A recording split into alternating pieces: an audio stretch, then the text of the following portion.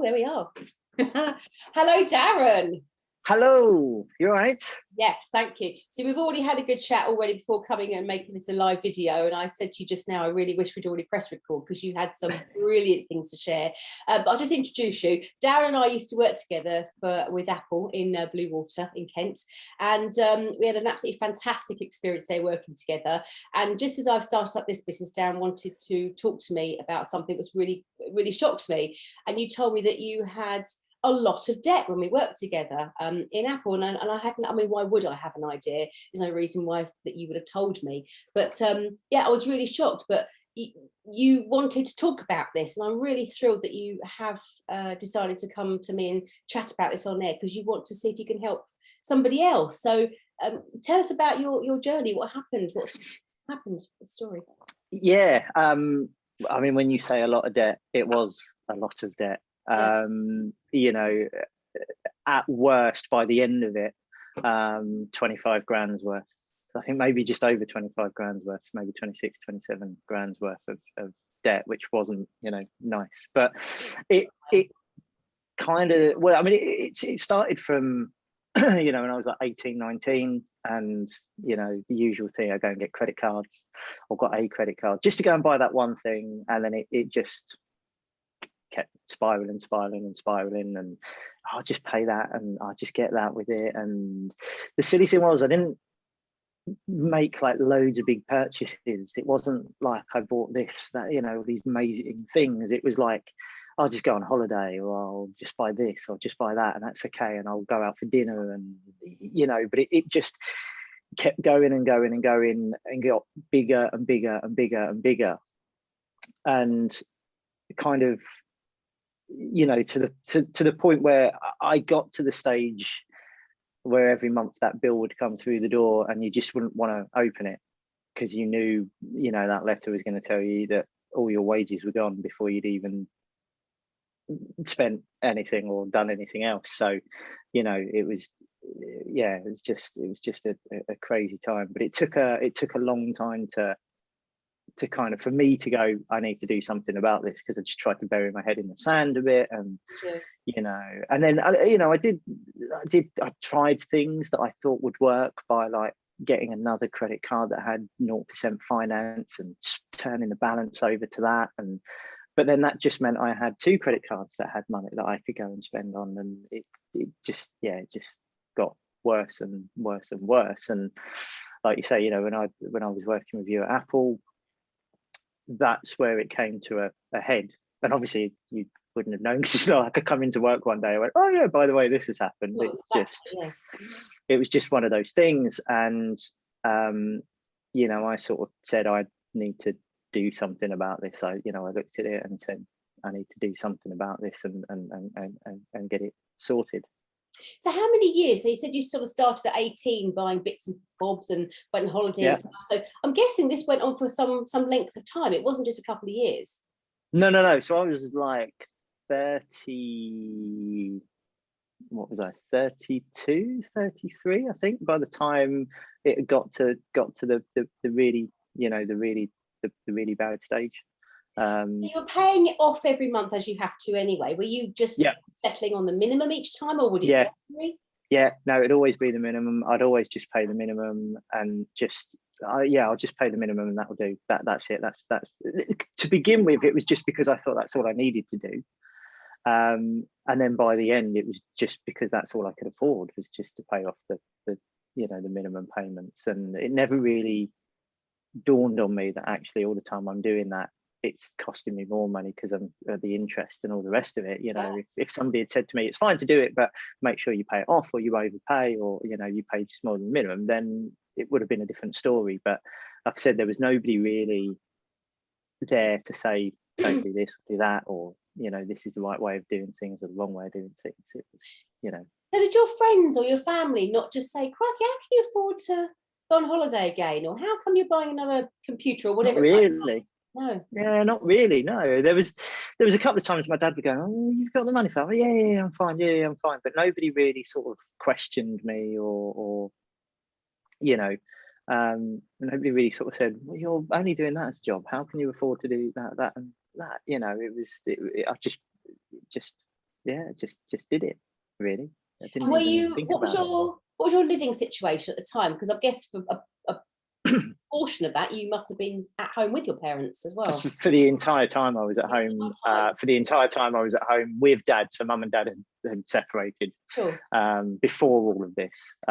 So I lived with dad anyway. But for the entire time I was just at home with dad, and you know, and still trying to pay, like, you know, my way in the house and pay my section and portion of the bills and stuff. So, you know, it wasn't fun. So at what point during those 12, 13, 14 years did you feel that cold hand coming up round your throat? I've got to do something about this, and feel absolutely dreadful about it? I think I kind of started when I sort of got to my late 20s. I was starting to think, oh, I need to sort this out. I need to do something about this. I need to kind of really knock this on the head and stuff. But I could never see how I was going to do it. I could never find a way of doing it, and I never really settled work-wise up until that point. And I'd always kind of floated through things, do you know what I mean? And was really kind of, oh, it'll be all right, I'll sort it out. But then, yeah, it did start to get a bit like, oh, okay, I've got to get a handle on this, but never felt that I could. And so it just kept going and going and going. I just kind of lost control of it, basically. Yeah. Even when I thought I had control of it, I didn't. And I just spent, you know, to go and buy this, or I'll go and do that. And, did you find that you ended up almost buying more stuff, just almost to cover up the fact that it was in trouble, you were in trouble, or not really? Not really. No, not really. Like going out and buying more stuff and things, but you ended up then spending on the day-to-day things, like, oh, I need to go and get shopping, so but I haven't got any money, so I have to put it on the card, or, you know, I need fuel for the car, so I'll have to put it on the card. And yeah, you know, so I didn't end up buying things towards the end. I wasn't even buying things just for the sake of buying things. I was buying things because I needed them to survive, to live, to do my day-to-day job and life. a better way of life, really, using absolutely, way of spending your ordinary money that we all have. You know, that was just how you did it. Yeah, absolutely. It just became the norm.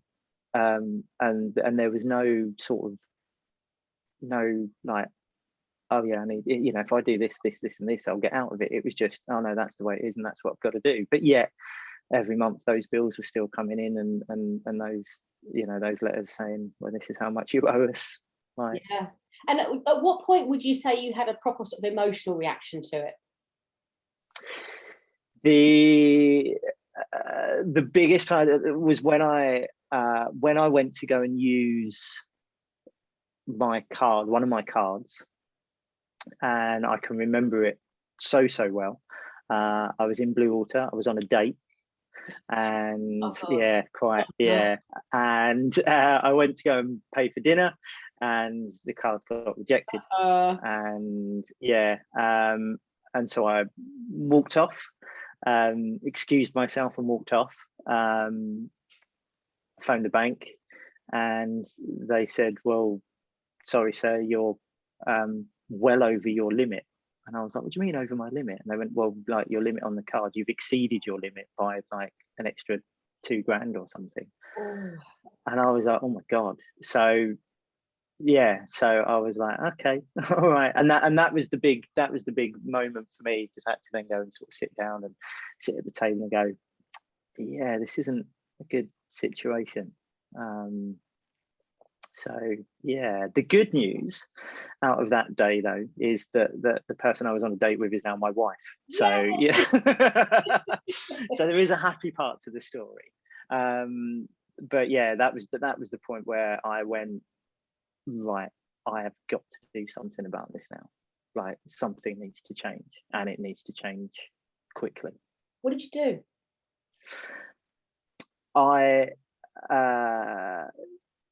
So I looked at how much I owed, across all cards. I think there was about 3 cards at that point. I think I had 3 different credit cards at that point, and I knew 2 of them were kind of maxed out, and that's why I only had the one on. And so I totaled it all up, and then I totaled up the amount I had to pay back every month. Like, my minimum payment is that. So I contacted my bank and just said, I need to come in and speak to somebody because I'm in trouble. Yeah. So they set up a meeting, and I went in, sat with them, talked them through it all, and said, look, this is how much I owe. This is how much I pay a month. Is there any chance I can get a loan to pay off the cards? And then all I've got to do is make that loan payment every month, and then after the loan's done, that's it. It is no more.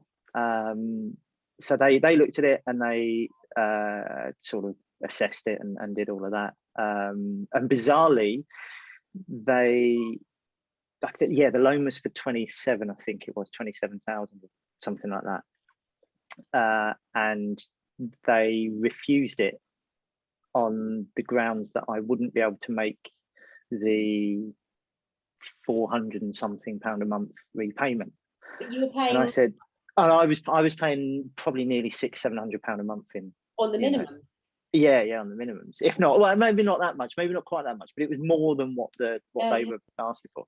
So so the lady in the bank phoned somebody and said, well, this is ridiculous, you can't refuse it because he's paying that out already, and he's already paying that. He hasn't missed a payment. That was the thing that was going for me.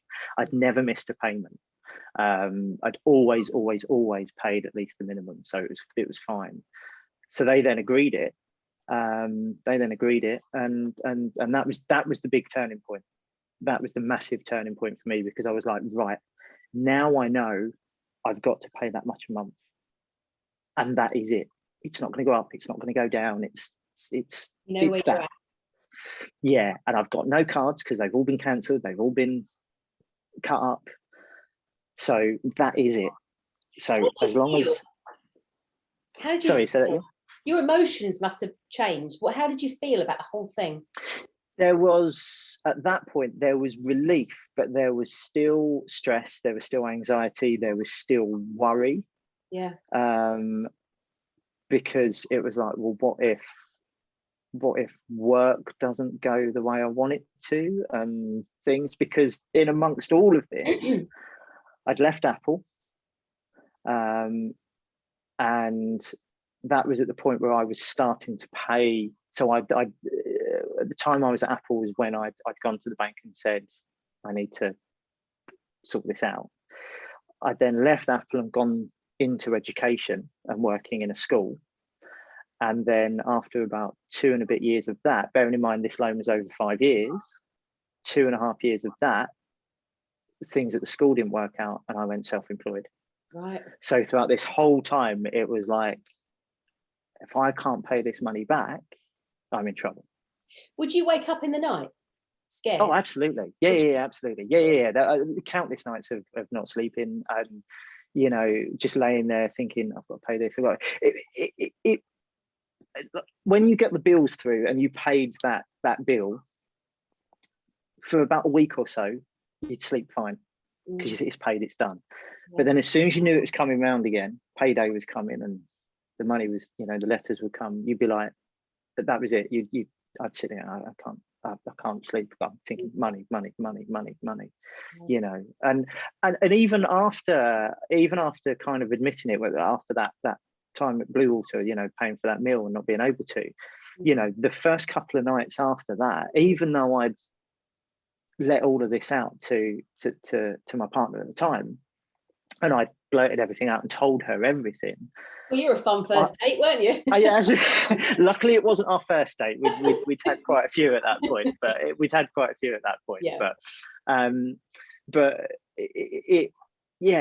even after that, there was still the first week or so after where I just couldn't sleep, because I was just like, what do I do? What if the bank says no? What if this happens? What if that happens? What if the bank look at it and go no, and for some bizarre reason they want to take away everything I've ever bought? And that was what was going around in my head. They were just going to come and reclaim everything, repossess everything, and I think at one point I thought I might even go to prison for owing too much money. I don't know why, but I kind of, you know, you just kind of, your brain just goes crazy, doesn't it? And just goes, yeah, this is going to happen to you because you've done that, because you've been stupid or whatever. And you know, rational thinking does kind of go out your head a little bit. So it was quite nice that I had somebody there to kind of say, that's not really what it is. It's not really what it is it? That's not going to happen. We've just got to sort this out. So did Michelle give you a lot of practical advice and support, or as well as the emotional support? I mean, what steps did you take? So anybody watching this now thinking, oh my God, that's me. What did you do? The first thing she said was, right, she's very good with money anyway.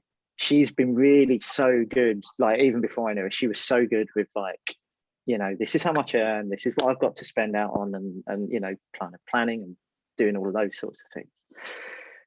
And she didn't do any of that really to start with. She was just like, look, this is what we need to do. So she was the one that said, let's work out what you owe, let's work out what you're paying, and then you can go to the bank with your plan.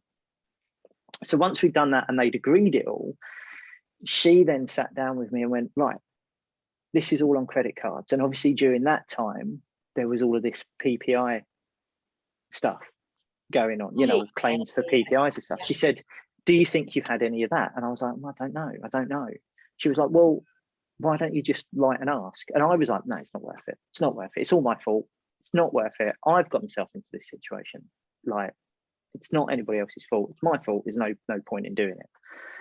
But she was like, come on, just do it. Go online, find a letter, one of those sort of templates, and just send them to the companies. You never know. She said, even if you get £100 back, like, it's £100. Yeah.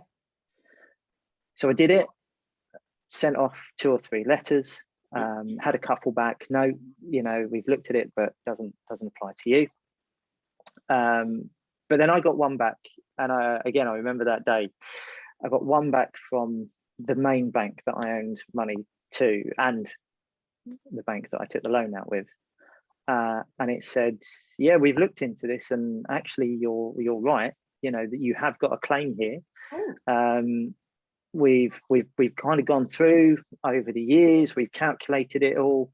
Please find enclosed a check for £11,500. What? £11,500? Yeah. And I was just like, what? Is this a but joke? bearing in mind, yeah. And I literally had to give it to her and go, like, can you read that? Because I've clearly read it wrong. It's like 1,150 or something. And she was like, no, it is what it says it is. Whoa. And I was just like, my God. But because I mean, that had gone back, you know, bearing in mind I'm like in my 30s now, early 30s, and this was 10 years or from like when I was 18. Yeah. So, you know, and that's why my debt had got so much, because not only was I accruing interest, but I was also paying like these protection things. But I just had no idea. I didn't know, because it got to the point where I wouldn't even bother reading the statement. Yeah. You know, I would just look at that figure at the bottom, how much I owe. I wouldn't read anything else on it, because I was like, I don't want to. Just blinkered. How much do I have to pay this month? Fine, that's what I'll pay. So, and then, you know, as soon as I read that, and you know, I was like, wow. It's like a lottery win, isn't it? Yeah. And my first thought was just, I'm paying off my loan. That's going on my loan. That's going on my loan. That's going on my loan. I don't care. And the missus were like, well, you know, yes, do that, but why don't you just keep a little bit for yourself? Because you've had the last couple of years. I think this was about 2 years into paying them. No. This is pretty much at the start, actually. Sorry, this is pretty much at the start of paying the loan.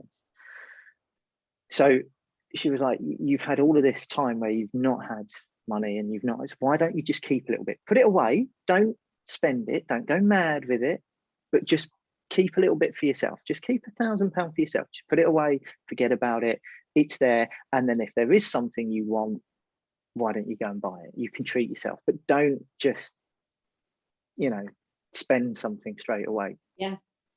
So that's exactly what I did. And, you know, I phoned the bank and said, yeah, I need to make a payment on my loan.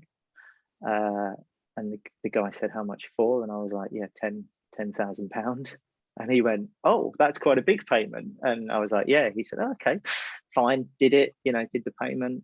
And so that took my 5-year loan down to like two and a bit years, What a relief. I'm feeling relief for you, just hearing.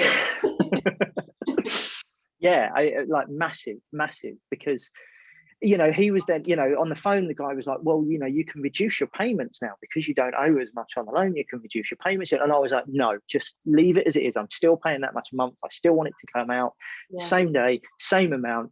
Just get rid of it. I don't want it. And, I don't want that loan there anymore. Around your neck, isn't it? That feeling of owing money. Yeah.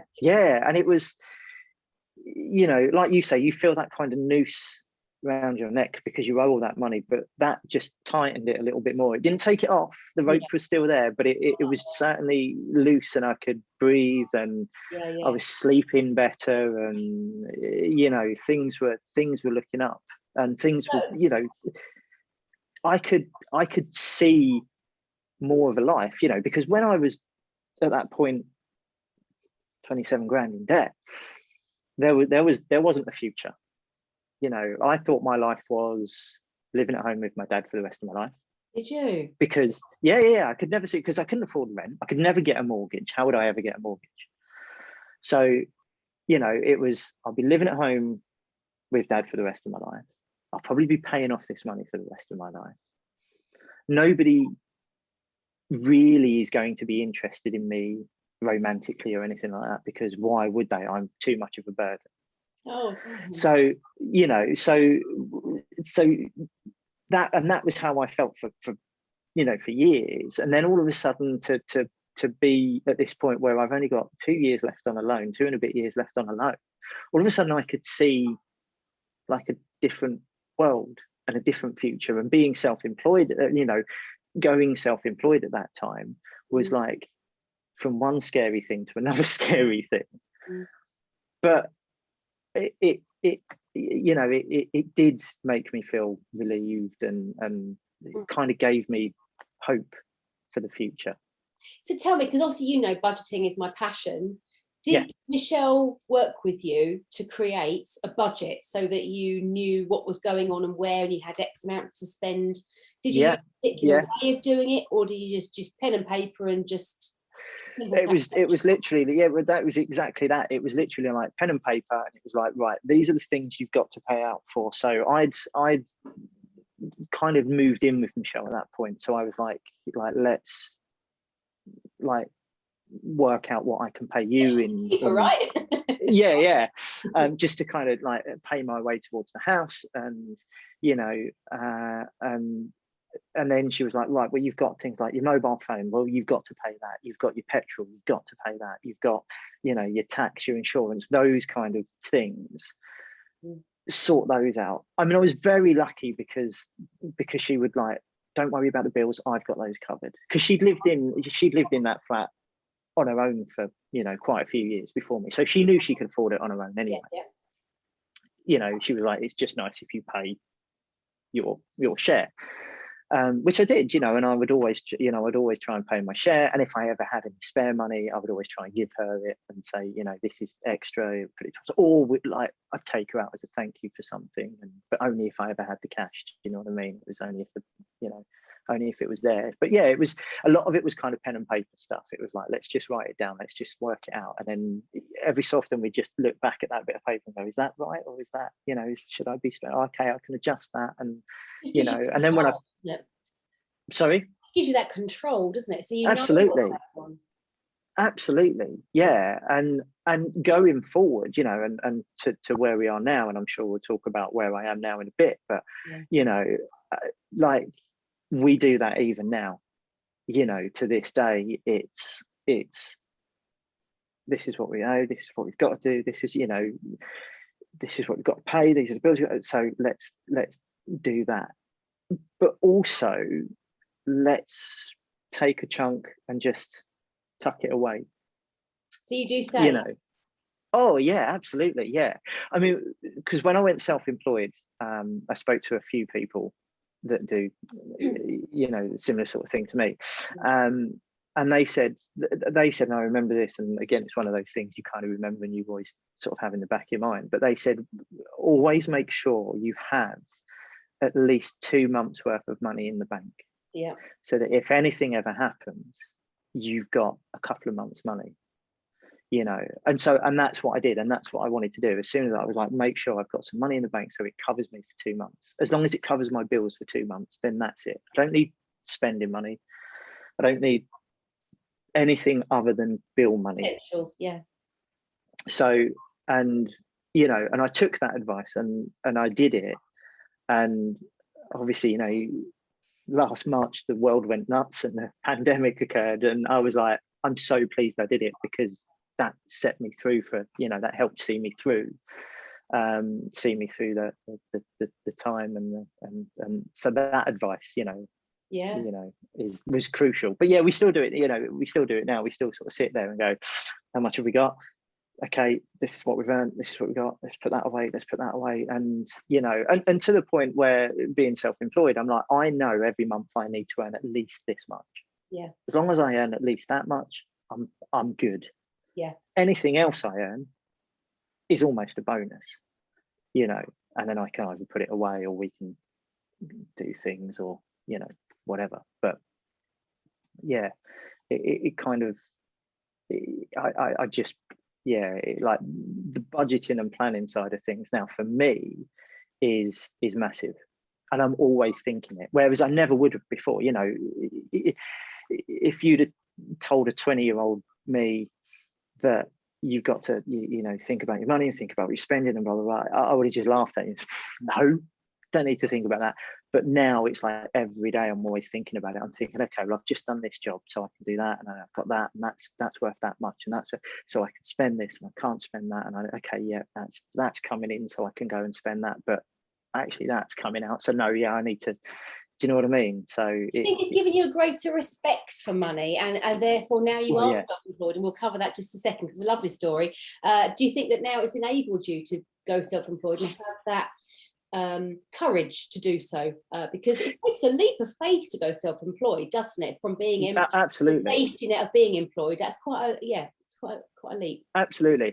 I've always had, for obvious reasons, a bad relationship with money. I always saw money as a very horrible thing, and I never liked it. Never liked talking about it. Never liked discussing it. And I mean, even now, I tend not to. Do you know what I mean? It's not something that I really like. Let's just sit down and have a chat about money and how much money we've got or haven't got, you know. But now I have a much bigger respect for money and the value of money. Do you know what I mean? Like what money's actually worth? Because I think all the time it's on a credit card, it's not real. Yeah. It's not physical.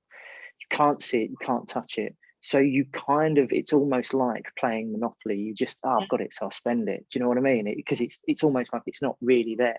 Yeah. Whereas now I have much more of a respect for it. I know the value of money. I look at things and go, okay, that costs that much. Is it worth that? Do I need it? Yeah. Is it, you know, is it worth it? Is that a fair price for it? Is that, you know, how, and I'm not trying to say I'm tight in any way, and now all of a sudden I'm like, and I'm just keeping all my money to myself and never spending on things, or like trying to do people out of money or anything like that, you know, or trying to get the best deal. But then aren't we all sometimes, you know? But I do have a much bigger respect for money, I suppose, and just more of an understanding of it, you know, and just kind of how the world works because of it. Yeah. Which I know sounds probably sounds a bit weird and probably sounds a bit crazy, but you know, back then I didn't.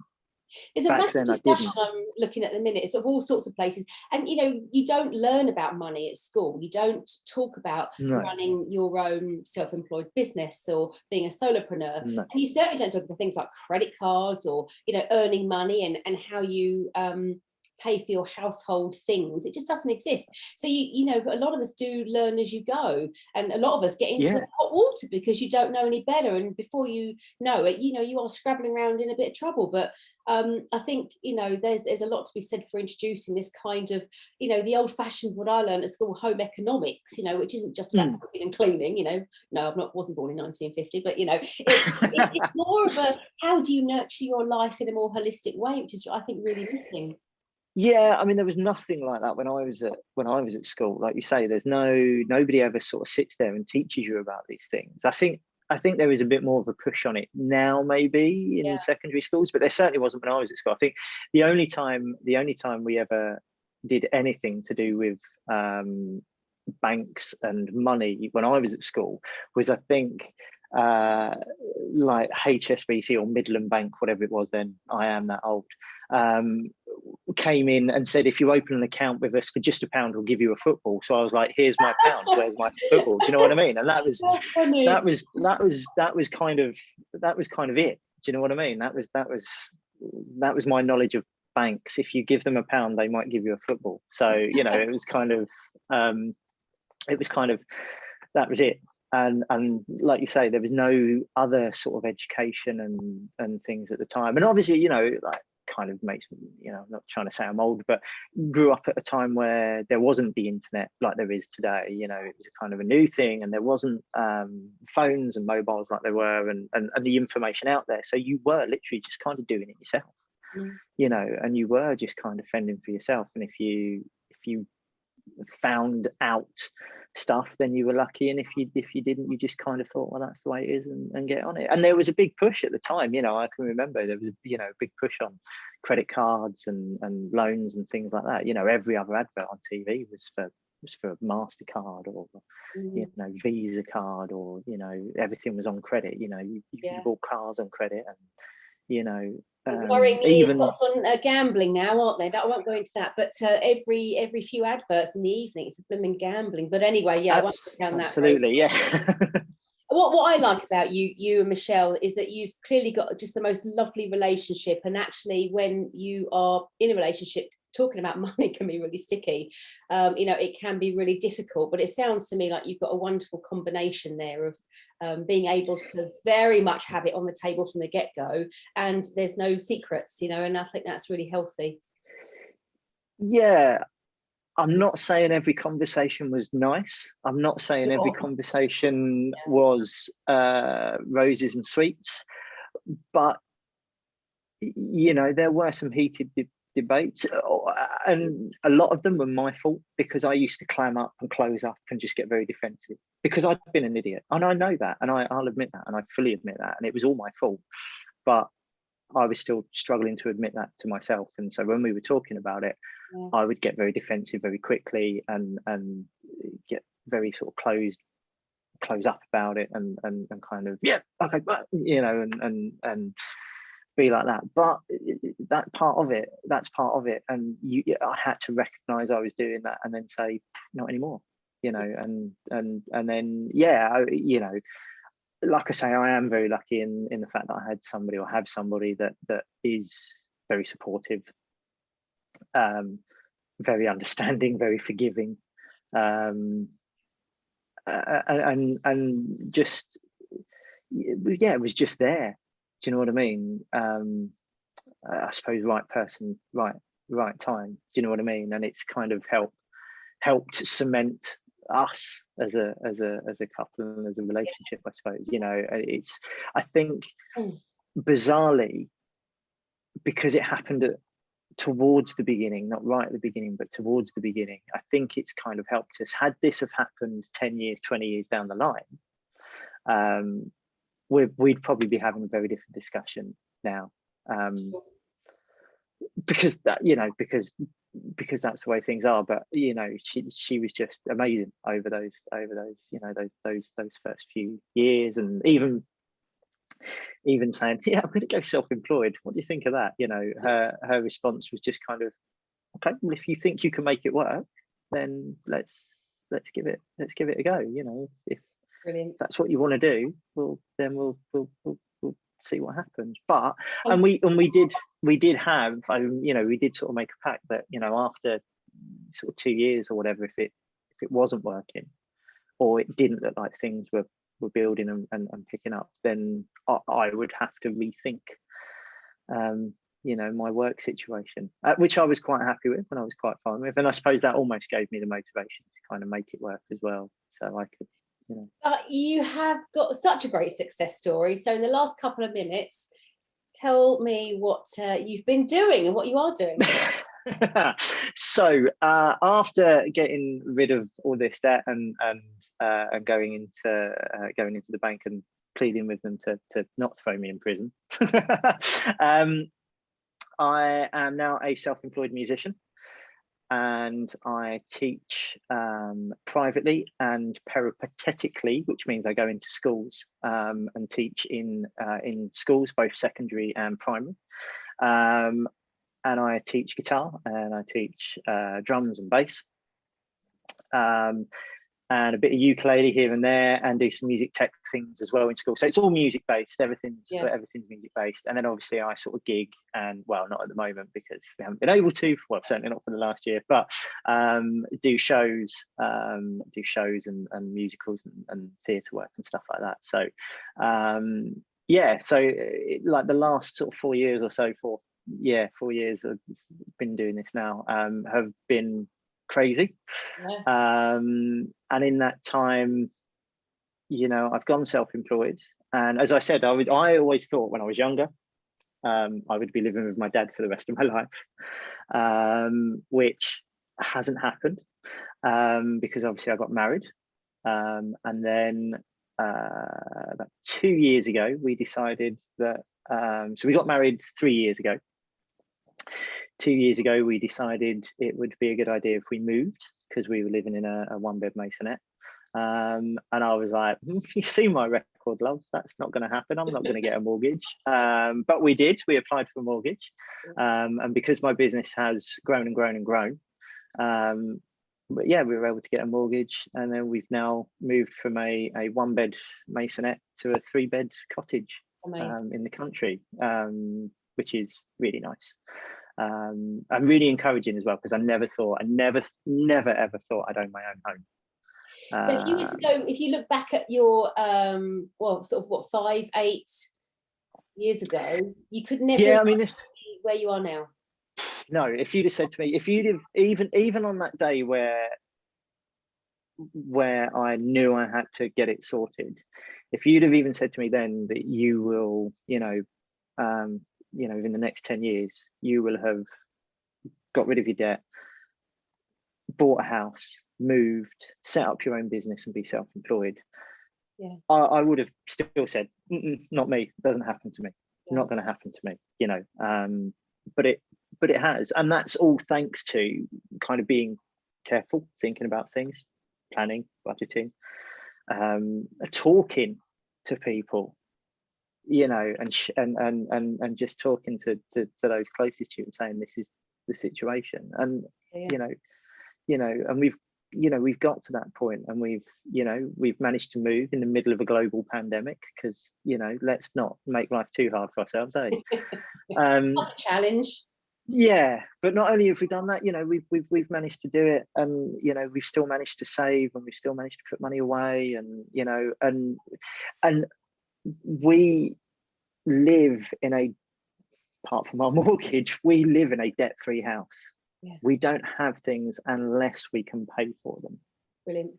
So we have no credit cards or loans or anything like that. Cars are all paid for.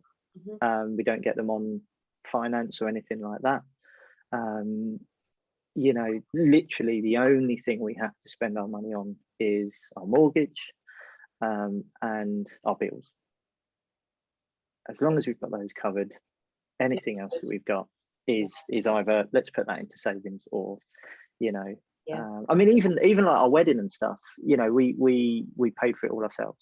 I mean, we had help from mums and dads because they wanted to contribute and stuff, but we didn't do anything on credit cards or anything like that. Everything was paid for in full upfront. I'd like to talk to you about that just, another time. Not for me, don't get excited, but no, that's fine. Yeah. I'd love to talk to you about how you go about planning a wedding, you know, and I hate to on a budget, because even if you've got 50 grand, it's still a budget, isn't it? But how you do it and not spend a fortune, but we'll cover that another time. Because yeah, absolutely. I mean, we amusingly spent more money on our honeymoon than we did on the wedding. Well, why not? It's for you two to enjoy yourselves, isn't it? Absolutely. But yeah, we can talk about that another time, because you know, that was and we got the wedding we wanted as well. So it wasn't like we scrimped and you know, didn't get what we wanted. We had exactly, I know everybody says we had the perfect day, but we had the wedding we wanted. So, you know, and we had the honeymoon we wanted as well. So it was so we're so happy for you, Darren. Thank you for asking me to do this with you. I really, yeah, no problem.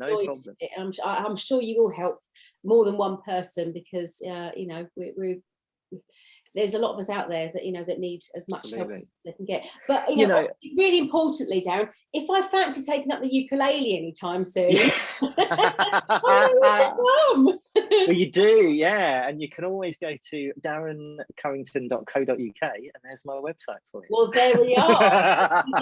With all the information.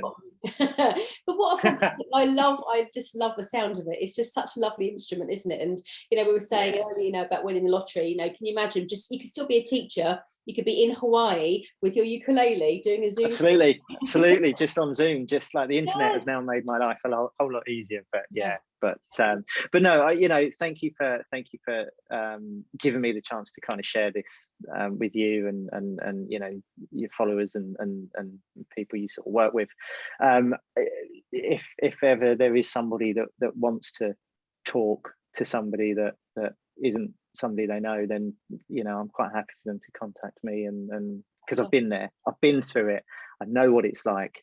And actually it'll talking to somebody that doesn't know you and can't judge you is easier than talking to people that go "Woo." So, you know, it'll be, yeah, anything I can do to help people is great. Super. Thank you so much, Dan. I really, really appreciate it. No problem. You take care of yourself and we'll speak again. Yes.